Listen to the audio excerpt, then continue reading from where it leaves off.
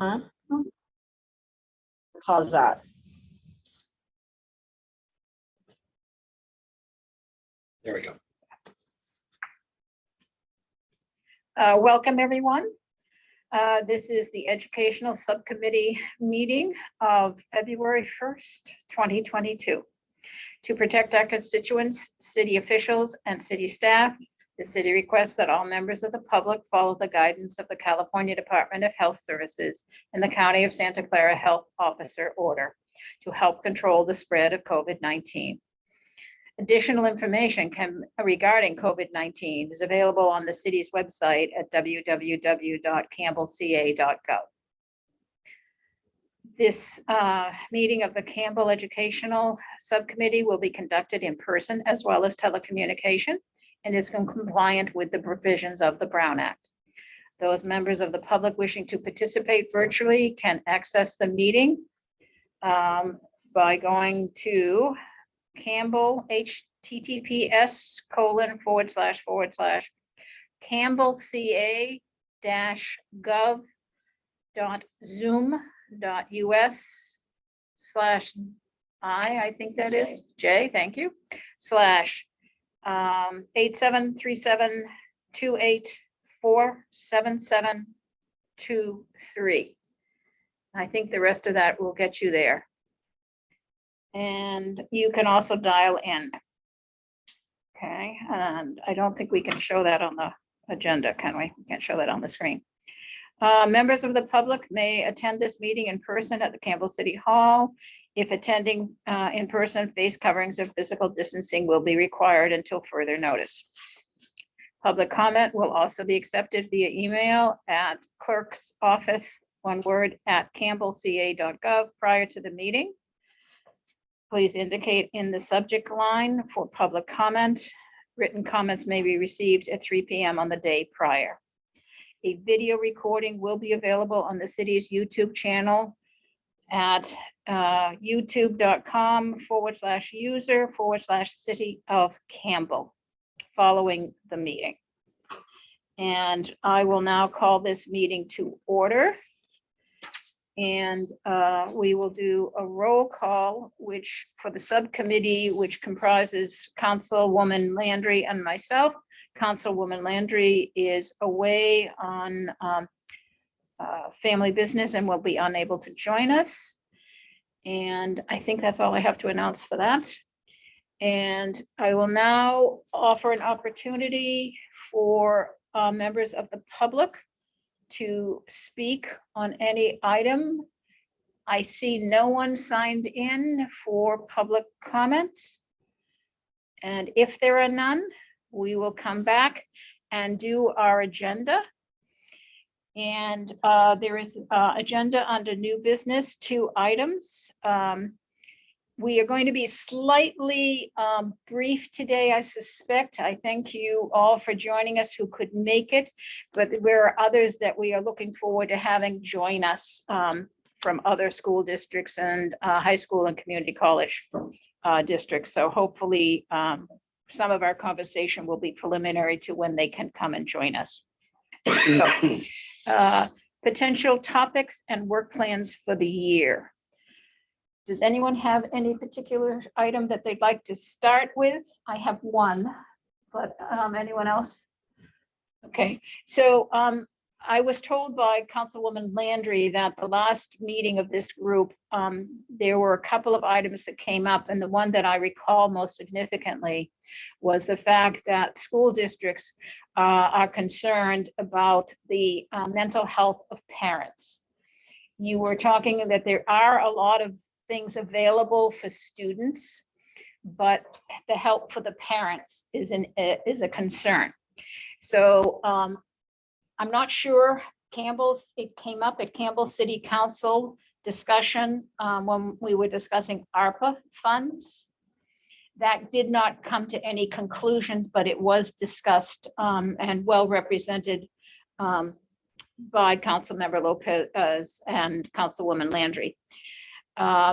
Since that time, I have attended the library district board meeting, and I did bring it up at the library board meeting and asked the county librarian if there was anything that the library could do in terms of putting together a resource portion of the library or the web page or whatever, specifically geared to families and parents, at least as a starting point to help the conversation, because it's clear that the focus has been on the children.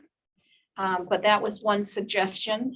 I don't know what the follow-up will be, but there was some degree of, sounds like something we should check out, conversation at the board last Thursday. Okay. Anybody else have any other thoughts on that at the moment?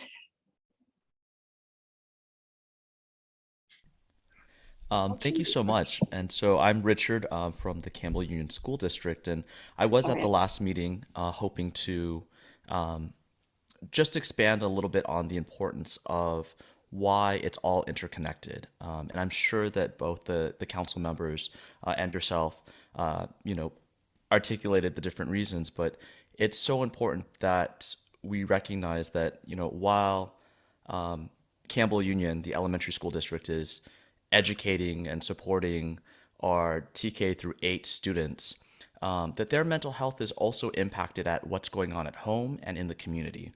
And so any efforts that the city can do to help, I think everyone going into year 3 of the pandemic is feeling fatigued, both mentally, yes, and just exhausted overall. And so any creative initiatives, I appreciate, the investigation into using our libraries to outreach to families. I know at the last meeting, I believe Campbell's librarian said that Headspace was something that people could rent out, or check out, excuse me. And so if there's a way to increase knowledge of that, and maybe that's something that our schools can help with in terms of when we give announcements to parents, that would be great. So any type of partnerships that we can do, resources that you have that we could let our community liaisons give out to the families, if you could present that to our superintendent, I know that could be a way to utilize some of the existing parameters or infrastructure that you already have on this issue.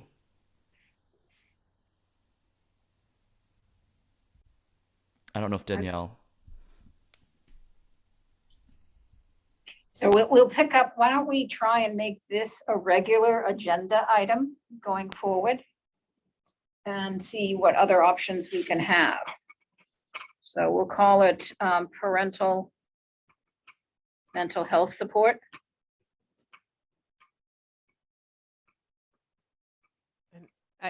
Lauren, are you from Park and Recs?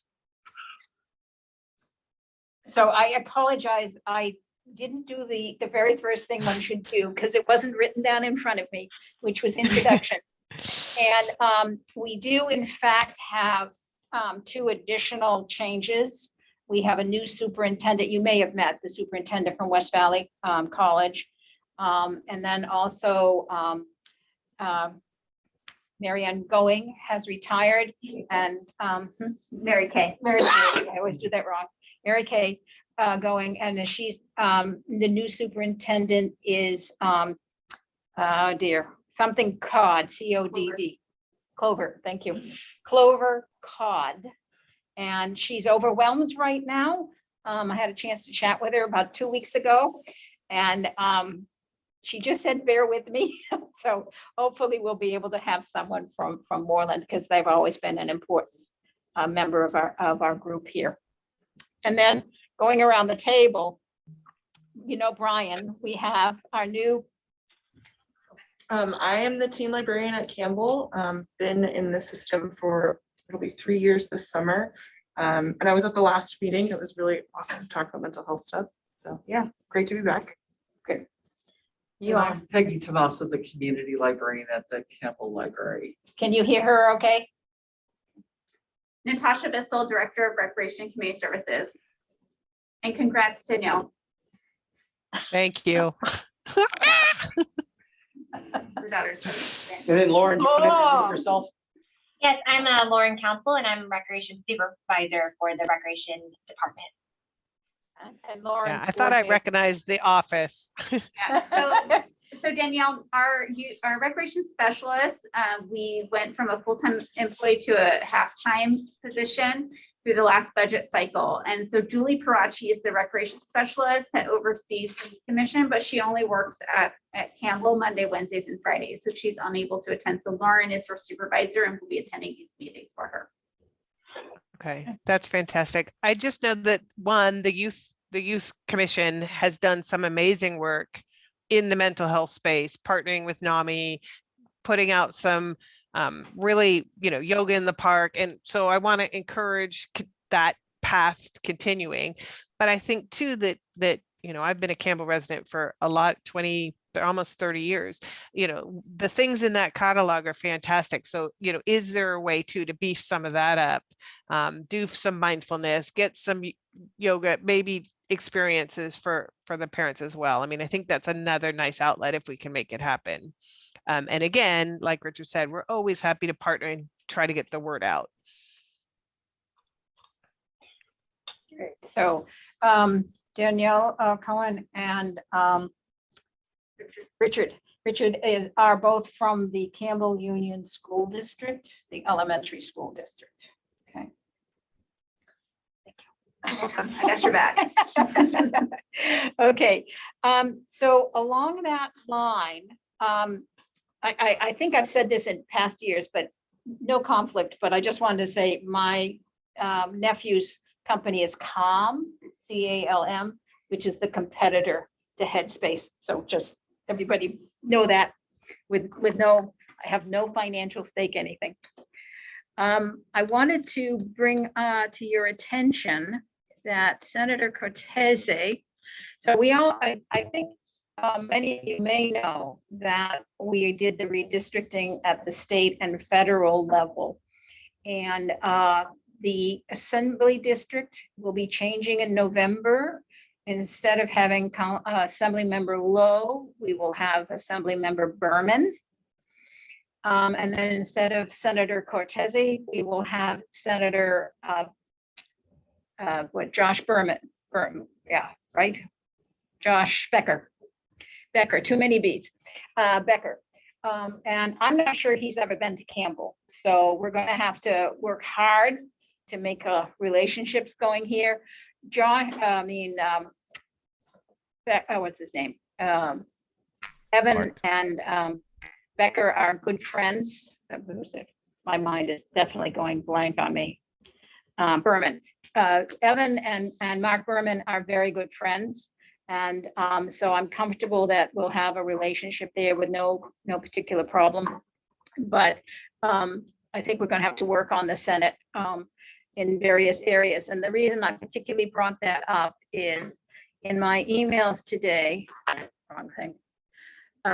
We have an email from Senator Cortese, and there is on Thursday, the 17th, at 6 p.m., he's going to be joining the NAMI in Santa Clara County for an Ending the Silence presentation and Q&A discussion rooted in the hope as well as students and family empowerment related to mental health. So this may be something I can have sent out so you all have the announcement and the link because it's not going to be recorded. So if you want to participate, it specifically says, given personal testimony being shared, a recording of this event will not be live streamed and will not be made available afterwards. So please be sure you join the town hall live. So I will get this out to all of you. It sounds like it would be interesting. And I also thought it could possibly tie in to the parental support needs.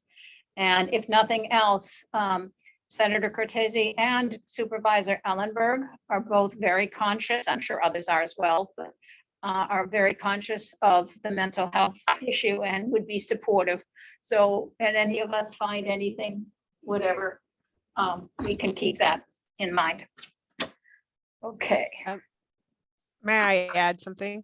of course. The CSBA, which is the statewide organization of school board members, they do an annual Ledge Action Day. And they're going to do it, I believe they're going to do it virtually over from March 15th to 17th. So if you have, I'm going to try to register if I can do it. But if we have points, maybe this is a good time for any of the local school board members. And Richard, you could bring it up at the West Side meeting to get a foot in with meeting the new senator. I'm not sure how they're going to structure it, but I think if we requested that we be put in the new senator's town hall, however they're going to do it, this might be that might be a point for us to take from here, is to make sure we introduce ourselves. And if you want to share, some basic messaging, I think this is a good one. But anything else that kind of is from this committee, we can potentially, Right, that's great. He is from Redwood City. So you can see how there, and we got the little tail. So good, that's great. Okay. Anything else? Okay. So although we don't have the full group, is there any other topic that we would like? Actually, I'm going to jump back to what you just said. There may be some of maybe more high school, but I don't know the curriculum for the elementary schools well enough. It may be interesting to have the new assembly member and senators come to the school districts or do something that can explain what redistricting is about and all of that kind of stuff. Might be interesting. Yeah, I think one of the things that we're very mindful of is, as you're probably aware, there's a shorting staffage, and a lot of our teachers and staffs are really covering and trying to make everything work. And so whenever I know Danielle and I always love to go and visit schools to see what's going on, but we also recognize that also creates a lot more work and maybe even tension in an already stressed staff.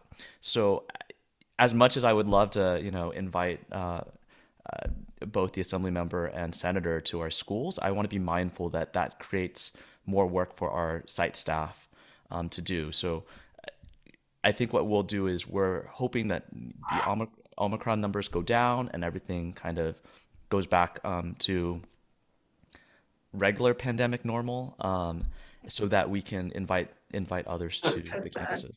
Regular normal. Yeah, regular Great. pandemic normal, unfortunately, right? But that's the hope. But I do love your idea, because I think the way that you get to know a community is by actually going into the community. It's just a little bit more difficult now. But I will say that I do know Mark. Mark will be a champion for us. And I'm not as acquainted with the senator, but I think it's a great opportunity to add more people to advocate for us, because I would imagine that Senator Cortese and Assemblymember Lowe will continue to advocate us based on representing us for years and having the relationships that he has in our communities. So both of them. So and both of them have their district offices here in Campbell. Yeah. So I don't know. I don't know what they're going to do about that, but anyway, okay. Obviously that's a nice lesson for me to learn. I hadn't thought of that. So thank you for making me aware that a nice idea might be not quite the level of effort that you want to do right now.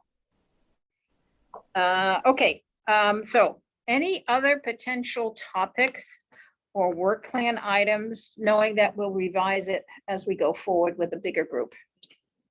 Brian. If I can, Yeah. Liz, at our last subcommittee meeting, we talked about also potential use of combining resources for cell connectivity and Wi-Fi connectivity for students. I think that was a discussion point.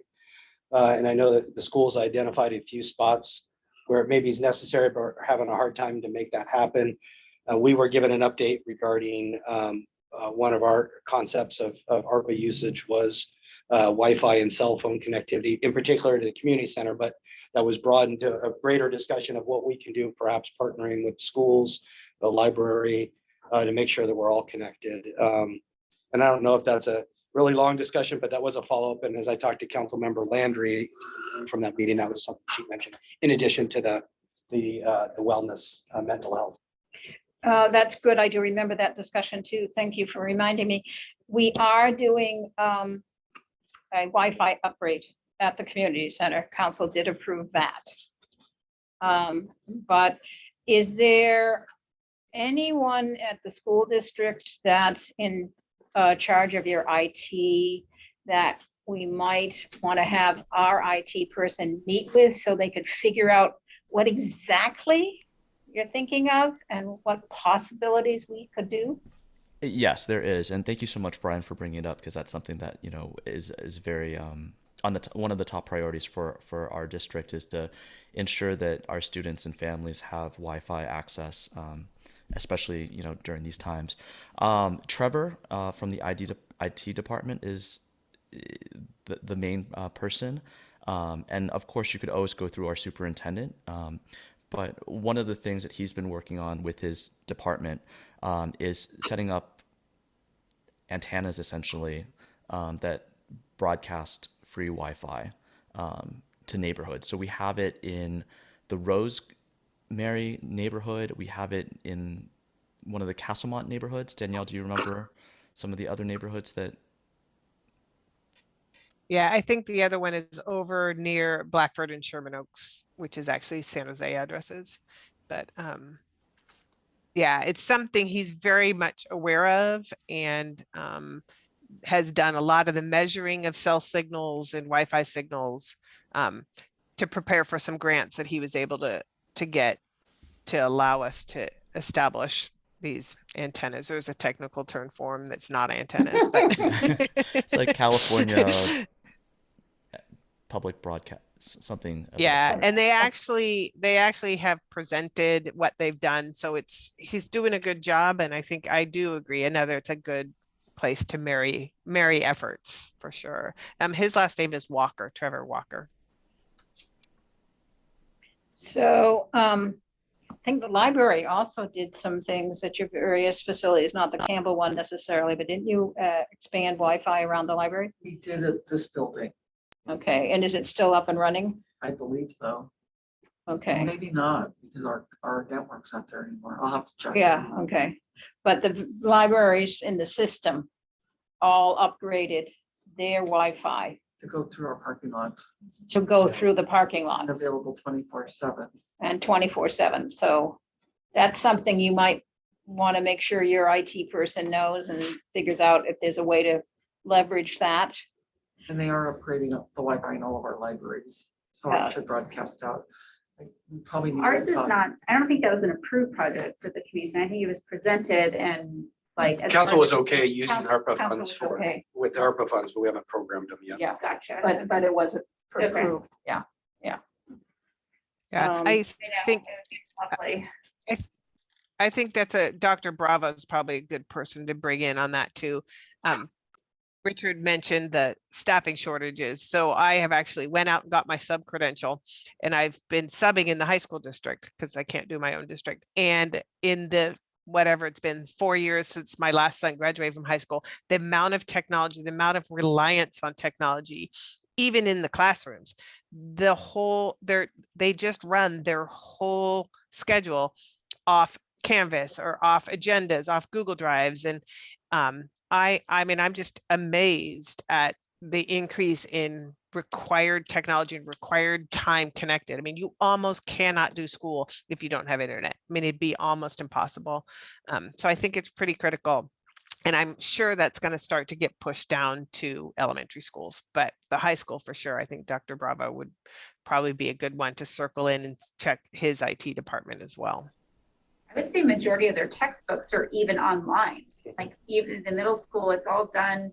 I can't remember the app that they use for all the English reading and things like that. So yeah, it is almost virtually impossible to do it without internet access. Yeah. Yeah.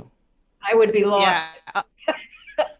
Yeah, well, and on our one of our agenda items for Thursday's meeting is expenditure for renewing for 3 years some curriculum. And it's cheaper because the seventh and eighth grade curriculum books are not physical books. So yeah, it's definitely the case that Mhm. you So, to be a student, you have to have Wi-Fi. Yeah.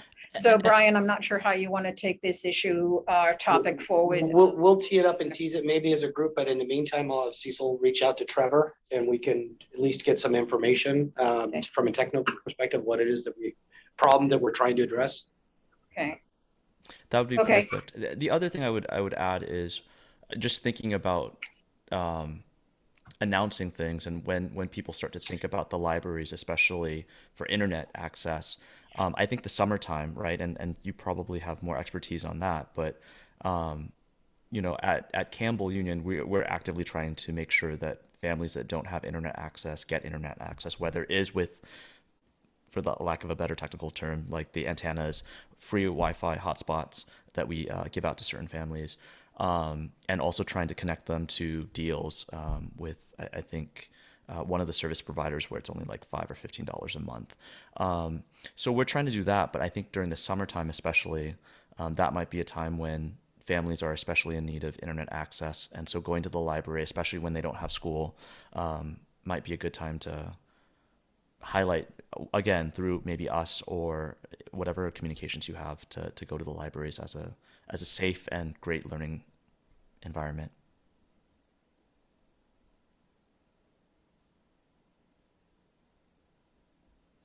just making some notes. Absolutely. Also, I wanted to ask, is there a new book that you guys are recommending? Because the last book recommendation I was Oh, excited was about. that the Darius, The Grade Is Not Okay? Was that the Yeah. last book we talked about? Yes. I could come up with one if you give me a second. Please. Yeah, that's the Silicon Valley Reads pick. And actually, we're going to be selecting 2 local teens just within the next couple of days that are going to be the interview panelists for him when we do our author talk. Oh, perfect. So that's going to be very exciting. Yeah. Just to let you know, traditionally every year we used to do an event called the Rising Young Authors event. And I don't know if we've partnered with the libraries before, but that might be a place for collaboration as well. Just Yeah, a thought. we always had the classrooms presented their books at the library for a night, different from the Barnes and Noble thing. In the spring every year. So hopefully once the library's redone and we're back in person, that's a very positive event.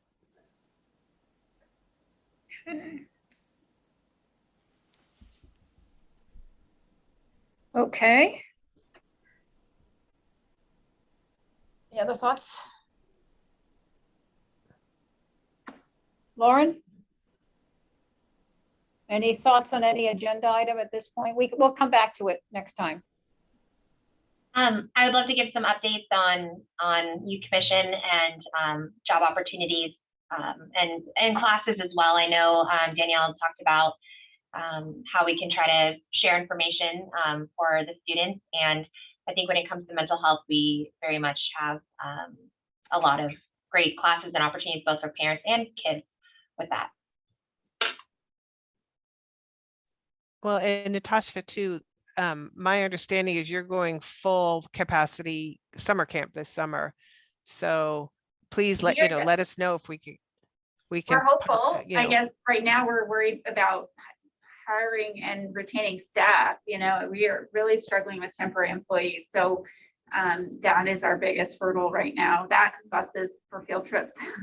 So we're trying to come back. It's just, our hands are a little tight, and we have just, staffing limitations internally too that we're working through. So crossing our fingers. Yeah, well, definitely also talk to the district and, all school districts. We all run bus systems that are significantly slower in the summer. We do a summer day camp as well, but I think, the more opportunities for our families, the better. Yeah. I will let you know, I did talk with the school district, and they said that they were unable to provide buses at this time, at least for upcoming summer. So, if that changes, please let us know. We are working to get bids currently right now. And then also I know with your students, typically I would say 8th grade goes to, or this is, sorry, just elementary school. For what age does it go till? It's up till like 13, 14 years old for 8th Okay. graders. Yeah. Because for 8th graders, especially for those who are in the 13 to 14 year age range, if we are not, we are going to be offering our camps for up to 12, and we can make some age exceptions for some of the maybe younger 13-year-olds. And I'm happy to share this information with you as we are bringing back our LIT program. And so we're really excited to have the leader in training program, which will be for 13 to 15. And so that's a really good opportunity for those 8th graders whose parents might feel like they're not quite ready for them to be, independent in the summer, and want to get them in a leadership type, an opportunity to gain those leadership skills and hopefully apply for a recreation leader position in the future. And there's also the junior lifeguard program as well that will be coming back. So I'm happy to email you all that information.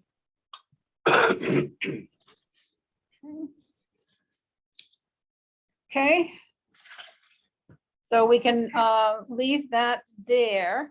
I'll just say tentative outline for the next meeting is we'll keep up with introductions, so it's in front of me and I remember. Mental health, particularly for parents, anything we can update or do on that.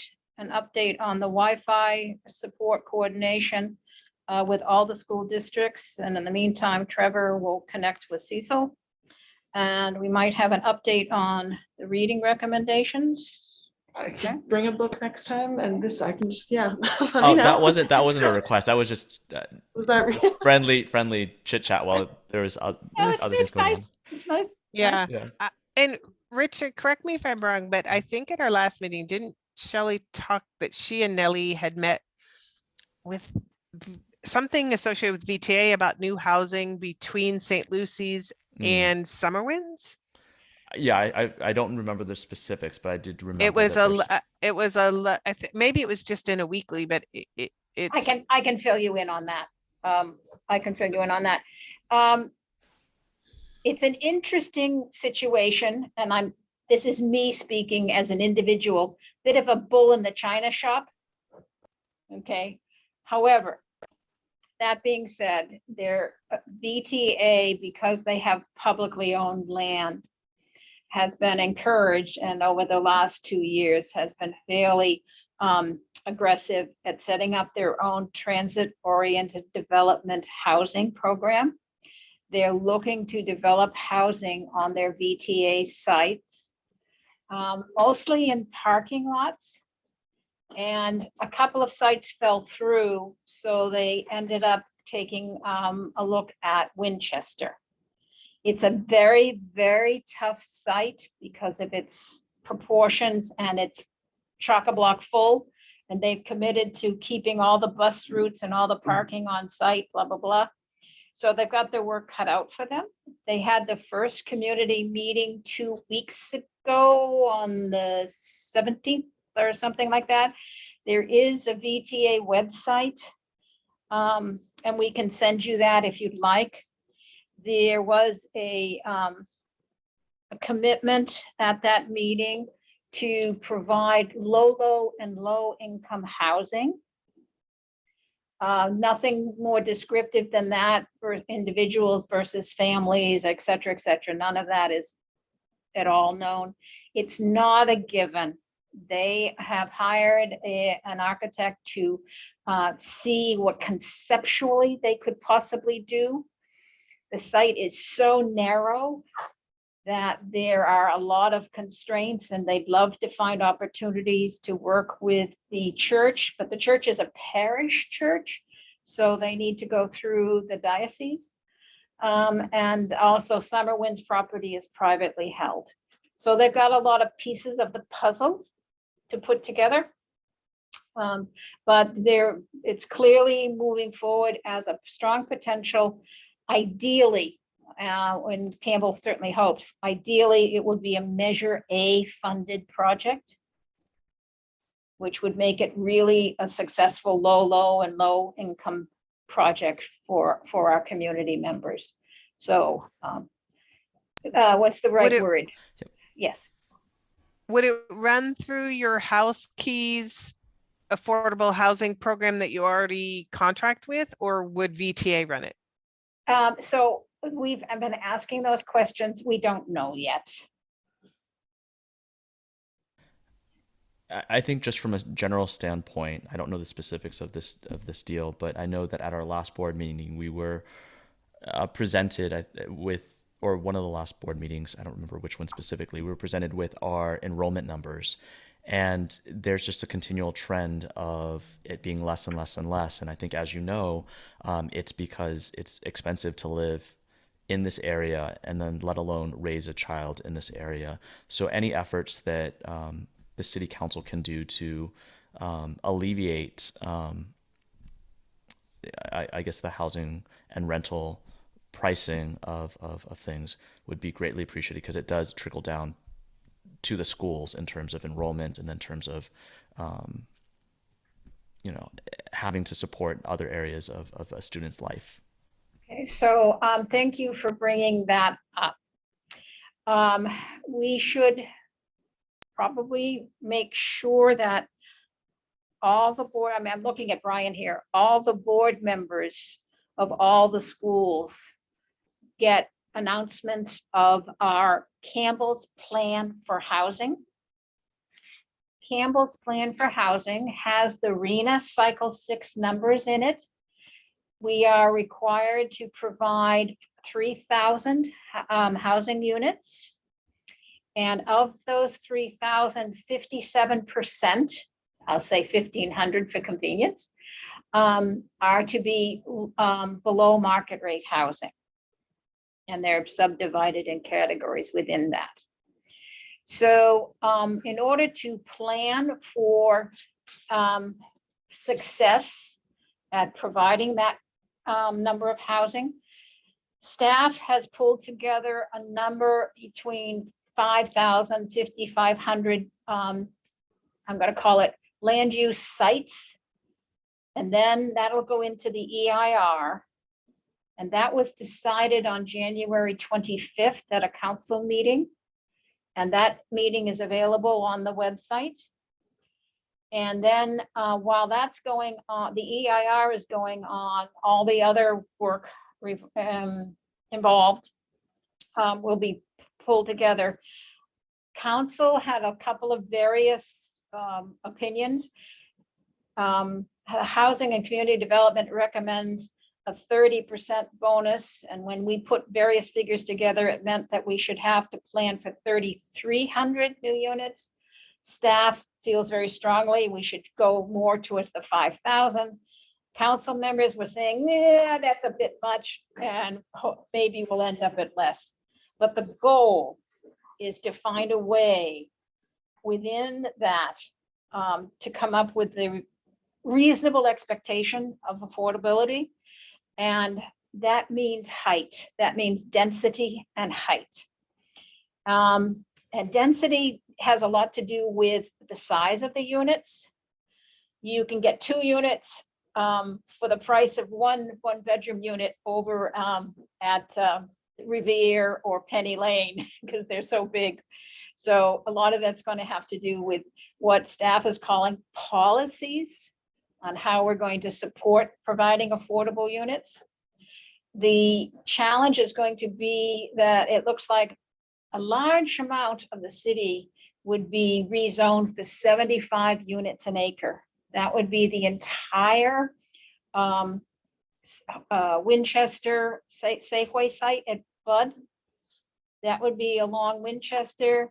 It would be also all across Hamilton at the 17. So the Fry site, the Staples site, the Elephant Bar site, and then down at Bascom and Hamilton Ave, and then over at Campbell Ave and Bascom.